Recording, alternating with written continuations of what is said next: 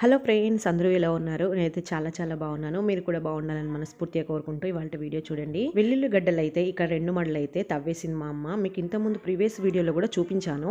ఒక మడి అలాగే ఉంది చూడండి, చాలానే ఊరింది. వెల్లుల్లిపాయలు అయితే ఆగస్టు మంత్ నుండి పెడతారు. ఆగస్టు మంత్ నుండి చూసుకుంటే ఫస్ట్ ఆర్ సెకండ్ మంత్లో అయితే వీటిని తవ్వేస్తారు.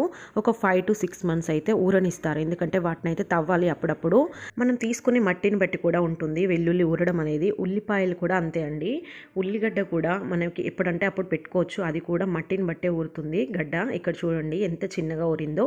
ఈ క్లాత్లో ఇలా వేసేసి ఆరబెట్టేసింది అమ్మ అయితే. ఇది కాస్త ఎండాలండి. ఎండిన తర్వాత ఎన్ని రోజులు అంటే అన్ని రోజులు పెట్టేసేయచ్చు. ఇంకో చిన్న మడి కూడా ఉంది కదా, అది కూడా తవ్వేస్తుంది. ఎందుకంటే అవి కొంచెం లేటుగా పెట్టి ఉండడం వల్ల అది కొంచెం ఆగిపోయింది.